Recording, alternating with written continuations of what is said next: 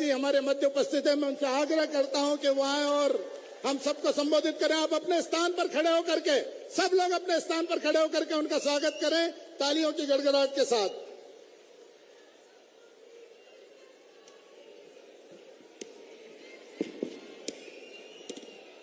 मेरे साथ बोलिए, भारत माता की।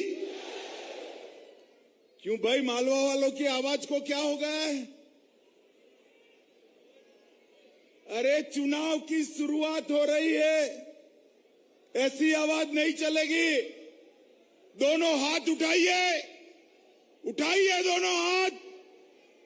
प्रचंड विजय के संकल्प की मुट्ठी भींचिए और प्रचंड आवाज से बोलिए, भारत माता की, भारत माता की, भारत माता की।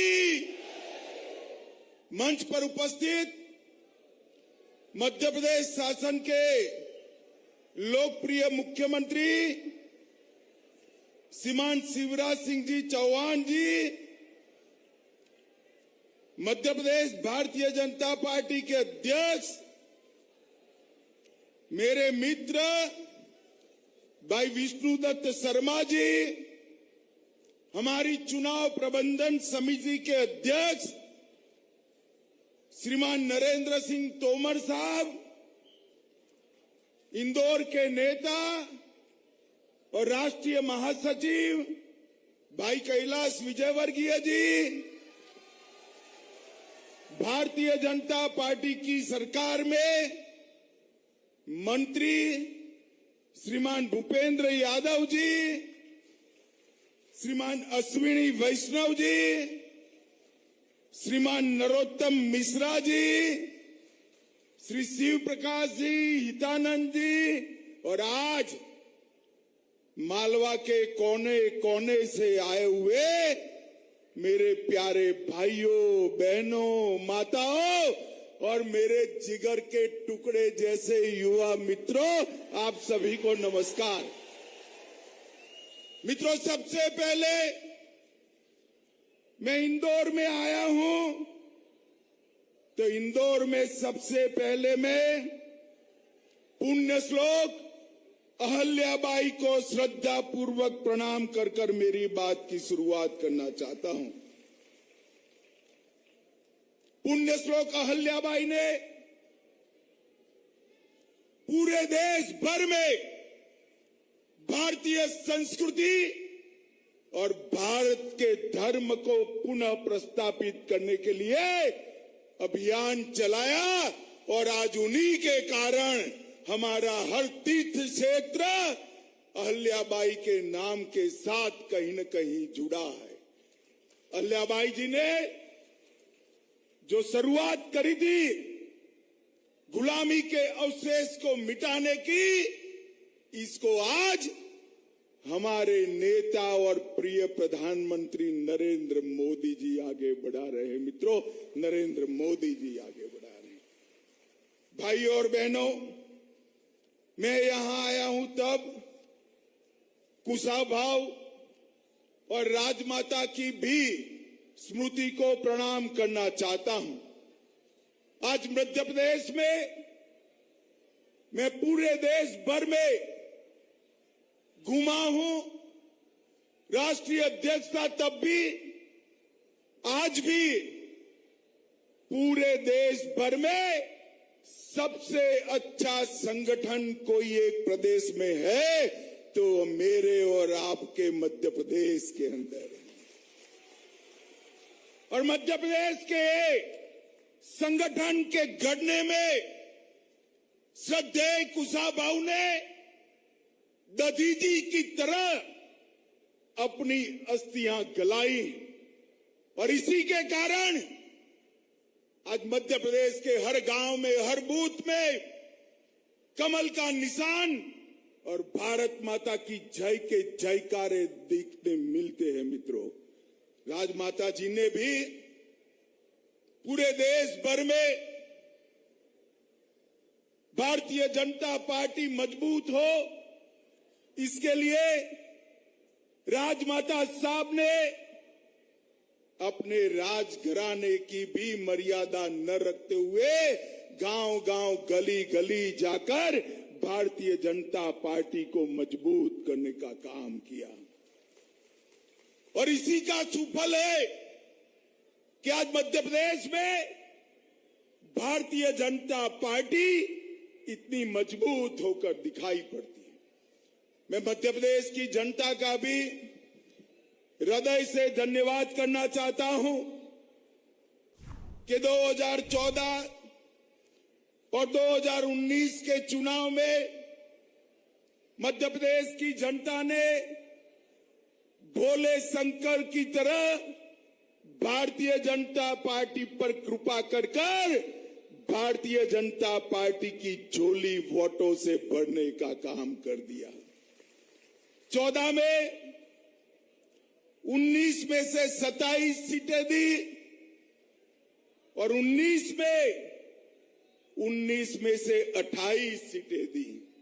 और मित्रों, 2003 से लेकर एक 15-20 महीने का समय छोड़कर लगातार मध्य प्रदेश के अंदर भारतीय जनता पार्टी की सरकार बनाने का काम ये मध्य प्रदेश की जनता ने किया है।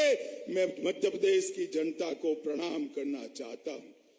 मित्रों, आज मैं जब यहां आया हूं तब सभी कार्यकर्ताओं का आह्वान करने आया हूं। एक प्रकार से 2023 का मध्य प्रदेश विधानसभा के चुनाव की आज शुरुआत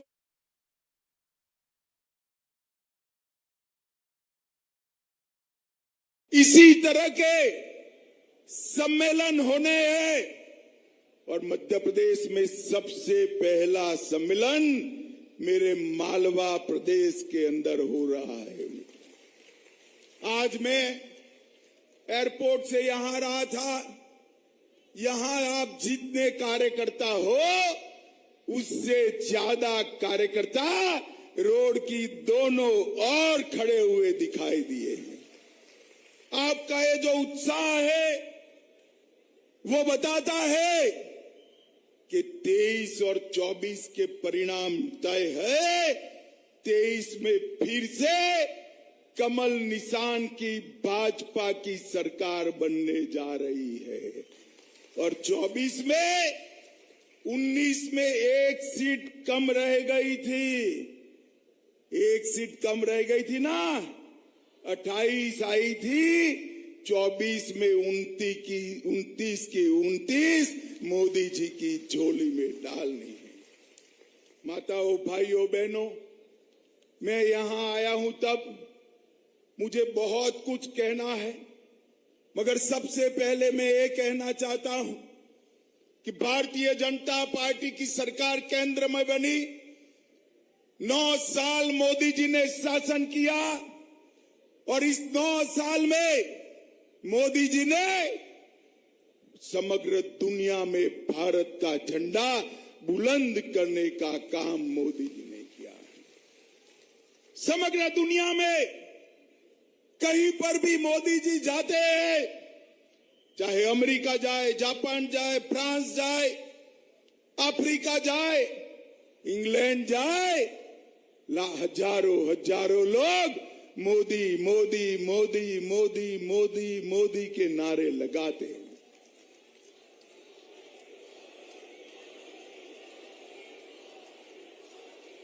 मित्रों, ये जो मोदी मोदी के नारे विदेश में लग रहे हैं ना, वो नरेंद्र मोदी जी के लिए नहीं लग रहे हैं, वो भारतीय जनता पार्टी के लिए नहीं लग रहे हैं। ये मोदी मोदी के नारे मालवा, मध्य प्रदेश और भारत की 130 करोड़ की जनता के सम्मान में नारे लग रहे हैं। मोदी जी ने हर क्षेत्र में भारत को आगे बढ़ाने का काम किया है। विकास के काम इतने हुए हैं कि मैं गिनाने जाऊं तो 7 दिन की भागवत सप्ताह बिठा दे तो भी सूची समाप्त नहीं होगी। परंतु मोदी जी ने इस देश को सुरक्षित करने का काम किया है। सोनिया मनमोहन की सरकार थी, यूपीए की सरकार थी, 4 से 14 तक आए दिन पाकिस्तान से आलिया मालिया जमालिया आते थे और गोलियां चलाकर बम धमाके कर चले जाते थे और केंद्र की सरकार ऊप तक नहीं करती थी।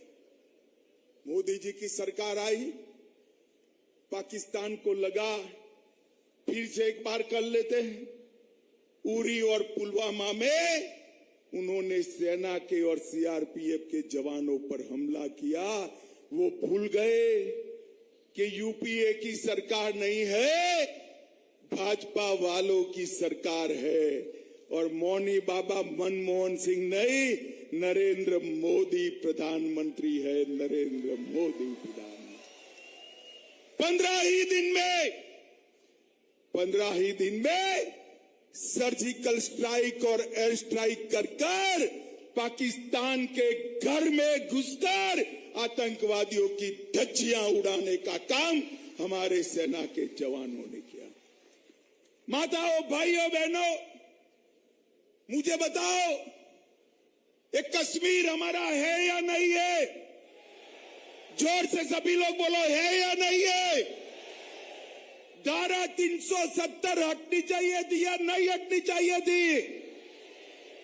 अरे बंटाधार, श्रीमान बंटाधार, आप और कमलनाथ दोनों मध्य प्रदेश के लोगों का आवाज सुन लो। मित्रों, कांग्रेस ने 70 साल से धारा 370 को अपने बच्चे की तरह गोदी में पाल कर रखा था, गोदी में पाल कर रखा। मध्य प्रदेश वालों ने दूसरी बार भारतीय जनता पार्टी की सरकार बनाई और 5 अगस्त 2019 को मोदी जी ने धारा 370 को समाप्त कर कश्मीर को भारत के साथ जोड़ दिया। ये कांग्रेस पार्टी और यूपीए, उनके सारे दल धारा 370 हटाने का विरोध करते थे। मुझे बताओ भाइयों, धारा 370 संभालने वाली कांग्रेस पार्टी को कोई वोट दे सकता है क्या? जोर से बोलिए, नाम बदले तो भी वोट दे सकते हैं क्या? और जोर से बोलो, दे सकते हैं क्या? अरे अयोध्या में रामलल्ला कितने साल से टेंट के अंदर विराजमान थे। 550 साल से न जाने कितने अज्ञात लोग शहीद हो गए, मगर राम जन्मभूमि पर मंदिर नहीं बनता था। ये कांग्रेस पार्टी मंदिर के काम को लटका रही थी, अटका रही थी, भटका रही थी। एक दिन सुबह मोदी जी के नेतृत्व में कोर्ट का फैसला आया और मोदी जी ने राम मंदिर का भूमि पूजन कर दिया।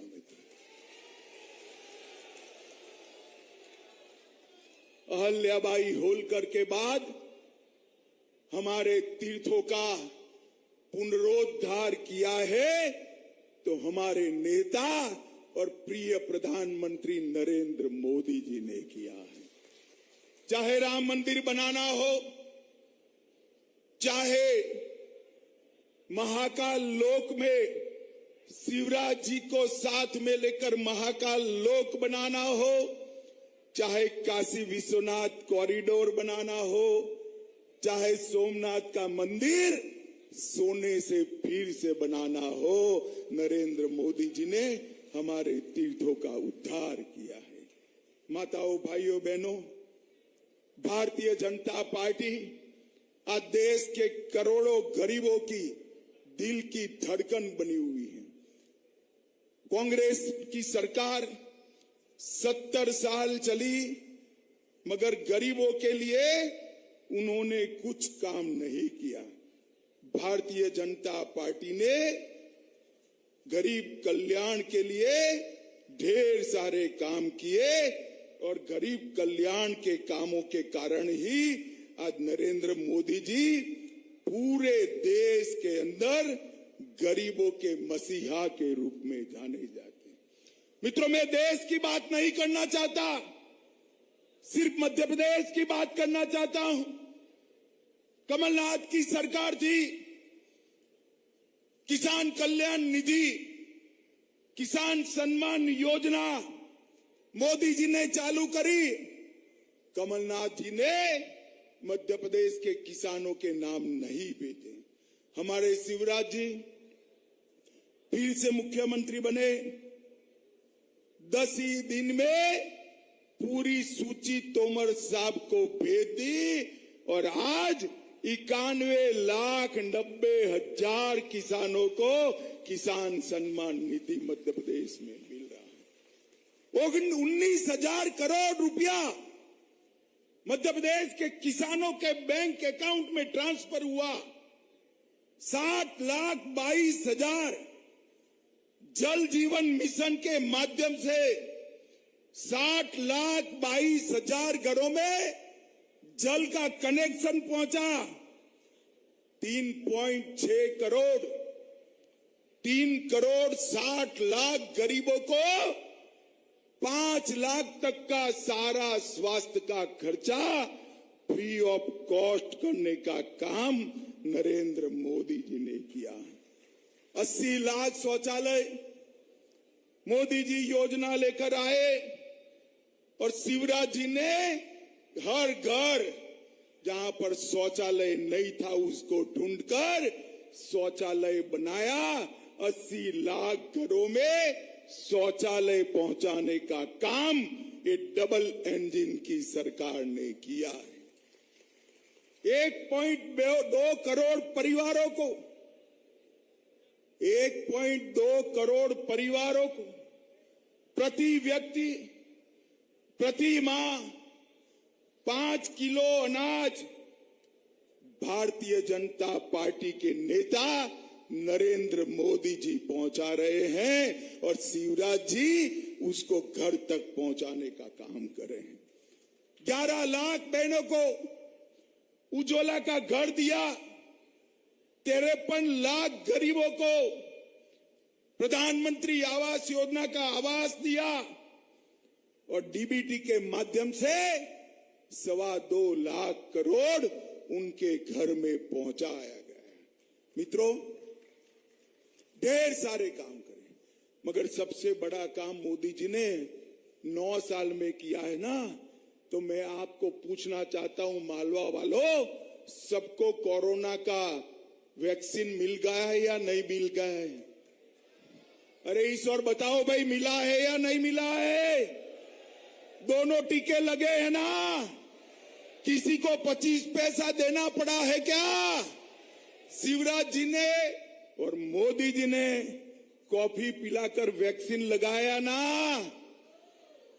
130 करोड़ लोगों को मुफ्त में वैक्सीन लगाकर मोदी जी ने भारत को कोरोना से बचाने का काम किया है। मित्रों, काम और कमलनाथ जी की सरकार 1.5 साल चली।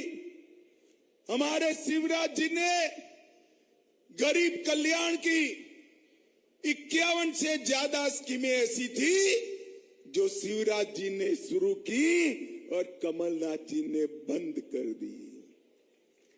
भला पूछिएगा, आए तो कभी आते नहीं है, वैसे तो आए तो पूछना कि हमारी योजनाएं क्यों बंद कर दी थी। मैं बताऊं क्यों बंद कर दी थी? अरे सुनना है, योजनाओं का पैसा, गरीबों का पैसा, बड़े बड़े कामों के टेंडर निकलवाकर कॉन्ट्रैक्टर से कमीशन खाने के लिए गरीबों की योजनाओं को बंद कर दिया था। 18,000 से ज्यादा ट्रांसफर क्लास 1 ऑफिसर के 1.5 साल के अंदर किए गए। 18,000 से ज्यादा। मध्य प्रदेश में उनके समय में कोई नई इंडस्ट्री तो नहीं आई, जो कोई इंडस्ट्री आई मोदी जी और शिवराज जी लाए, वो एक भी नहीं लाए, मगर इन्होंने एक इंडस्ट्री चालू कर दी, ट्रांसफर इंडस्ट्री जरूर चालू कर दी, उनके दलालों को कहकर इनके घर भरने का काम किया। पूरे मध्य प्रदेश के अंदर श्रीमान बंटा धार का शासन याद कराने का अनुभव केवल और केवल 1.5 साल के अंदर करा दिया। माताओं, भाइयों, बहनों, हमारे यहां 2003 से लेकर अब तक जितनी भी सरकारें चली, उन्होंने और बाद में शिवराज जी ने और फिर मोदी जी और शिवराज जी की जोड़ी ने मध्य प्रदेश को बीमारू राज्य से विकसित राज्य बनाने का काम किया। आज मैं मालवा वालों को पूछना चाहता हूं, भाई, हर गांव में, हर घर में बिजली पहुंची है या नहीं पहुंची है?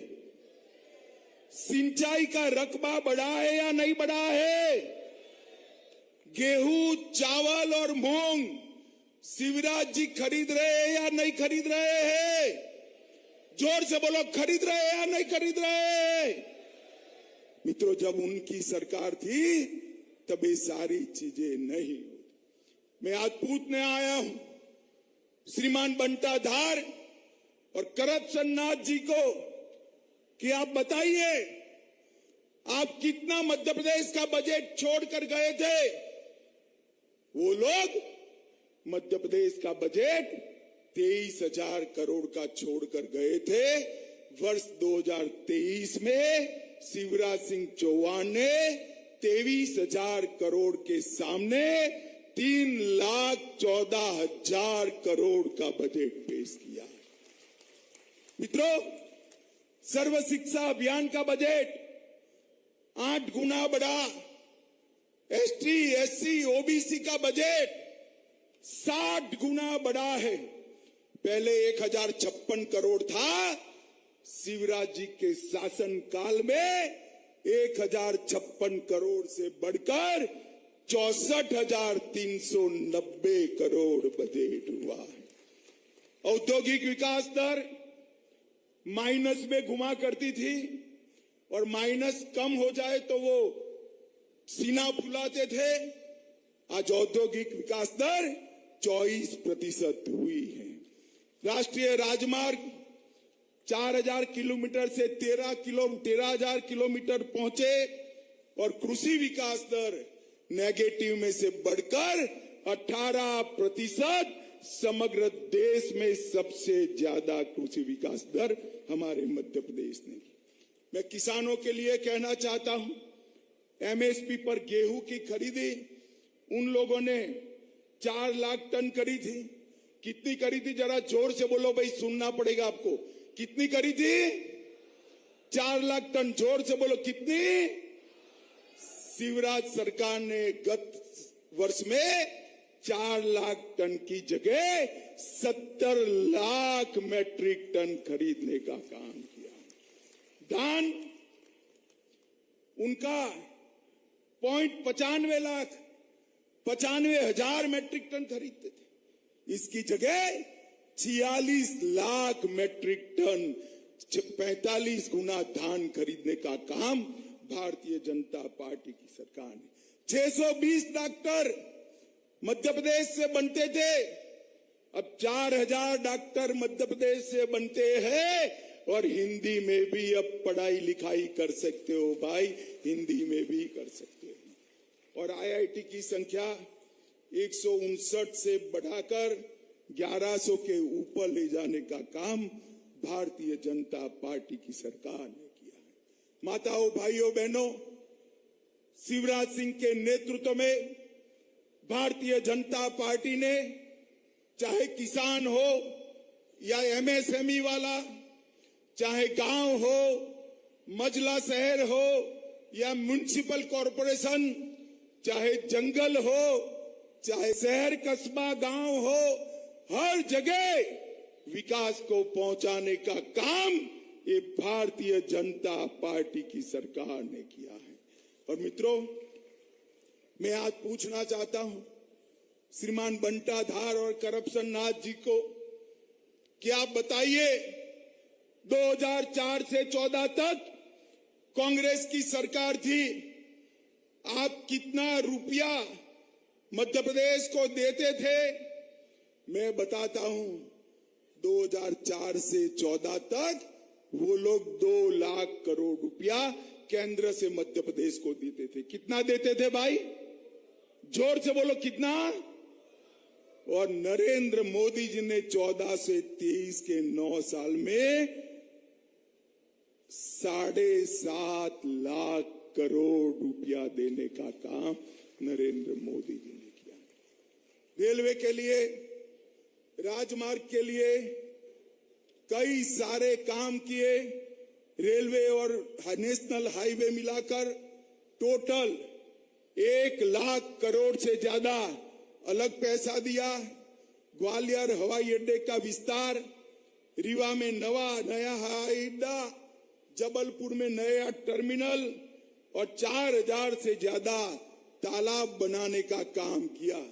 250 मेगावाट का सोलर पार्क, 750 मेगावाट का सोलर पार्क और लगभग 4190 करोड़ की लागत से ग्रीन फील्ड पीथमपुर में स्थापित करने का काम भारतीय जनता पार्टी की सरकार ने किया। मित्रों, नीचे भारतीय जनता पार्टी की सरकार और ऊपर मोदी सरकार, ये दोनों मिलकर एक डबल इंजन की सरकारें मध्य प्रदेश को देश का नंबर 1 राज्य बनाएगी, नंबर 1 राज्य बनाएंगे। आप सभी हर बूथ से आए हुए कार्यकर्ता, मैं आप सभी को एक बात कहने आया हूं कि भाजपा को चुनाव कभी भी मंच पर बैठे हुए नेता नहीं जिता सकते। जिता सकते हैं क्या? अरे जोर से बोलो, जिता सकता है? भाजपा को नेता कौन जिता सकता है? कौन चुनाव जिता सकता है? कौन कौन कौन कौन? सही बात है, भाजपा को चुनाव मेरे बूथ में बैठा हुआ कार्यकर्ता जिता सकता है। आज यहां से संकल्प ठान कर जाइए कि मध्य प्रदेश में 2023 में विजय के सारे रिकॉर्ड तोड़कर प्रचंड बहुमत के साथ कमल फूल की सरकार बनानी है। और 2024 में 19 की 19 सीटें जिताकर मोदी जी को तीसरी बार प्रधानमंत्री बनाना है। मुझे बताओ मालवा वालों, लड़ाई के लिए तैयार हो? सुनाई नहीं पड़ता है, दोनों हाथ उठाकर बताओ तैयार हो? हम एक एक पल बिगाड़े बगैर विजय के लिए परिश्रम की पराकाष्ठा करेंगे, पक्का करेंगे। रिकॉर्ड मार्जिन से मध्य प्रदेश में सरकार बनाएंगे। मोदी जी को सभी सीटें देकर तीसरी बार प्रधानमंत्री बनाएंगे। तो मेरे साथ दोनों हाथ उठाइए, उठाइए दोनों हाथ, विजय के संकल्प की मुट्ठी बींचिए और प्रचंड आवाज से बोलिए, भारत माता की, भारत माता की, भारत माता की, वंदे वंदे वंदे। सभी कार्यकर्ताओं का बहुत बहुत धन्यवाद, साधुवाद।